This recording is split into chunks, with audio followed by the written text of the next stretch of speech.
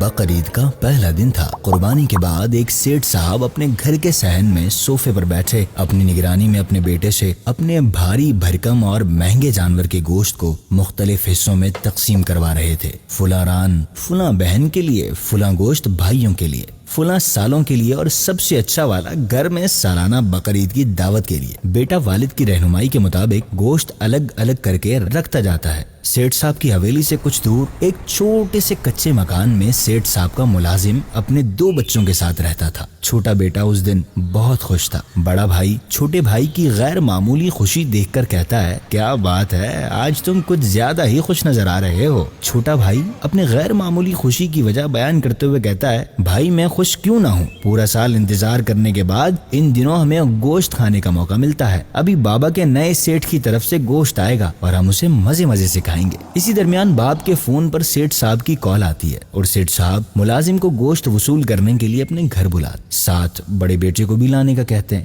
ملازم سمجھ جاتا ہے کہ گوشت زیادہ ہونے کی وجہ سے سیٹھ صاحب نے بڑے بیٹے کو ساتھ لانے کا کہا ہے۔ ملازم اپنے بیٹے کے ساتھ سیٹھ صاحب کی حویلی پر پہنچ جاتا ہے۔ بیٹا حویلی دیکھ کر بولتا ہے، بابا جتنا بڑا آپ کے سیٹھ صاحب کا گھر ہے اتنا ہی بڑا ان کا دل بھی ہے۔ سیٹھ صاحب بڑے اچھے انداز سے ان کا استقبال کرتے ہیں اور گوشت سے بھری 2 بھاری بھاری تھیلیاں ان کے ہاتھوں میں تھما دیتے ہیں۔ باپ بیٹے شکریہ کے ساتھ وہاں سے روانہ ہونے لگتے ہیں۔ سیٹھ صاحب پیچھے سے آواز دیتے ہیں اور کہتے ہیں، مجھے اور میرے گھر والوں کو اپنی دعاؤں میں یاد رکھنا۔ ملازم شکریہ ادا کرتے ہوئے بیٹے کے ساتھ وہاں سے روانہ ہو جاتا ہے، اپنے گھر پر پہنچتا ہے۔ گھر میں داخل ہوتے ہی چھوٹا بیٹا باپ سے کہتا ہے، بابا آپ کے سیٹھ تو بڑے دل والے ہیں، 2 تھیلیاں دے دی۔ ہاں بیٹا، ان کا دل بہت بڑا ہے، اور جب تم گوشت کھاؤ تو ان کے اور ان کے گھر والوں کے لیے خوب دعائیں کرنا۔ بڑا بیٹا گوشت کی تھیلی کھول کر اس میں دیکھنے لگ جاتا ہے۔ تھیلی میں دیکھتے ہی بڑے بیٹے کا منہ اتر جاتا ہے اور وہ مایوس ہو جاتا ہے۔ باپ اس کا مایوس چہرہ دیکھ کر کہتا ہے، بیٹا کیا ہوا، منہ کیوں اتر گیا؟ بیٹا گوشت کی تھیلی باپ کے سامنے کر دیتا۔ تھیلی میں دیکھنے پر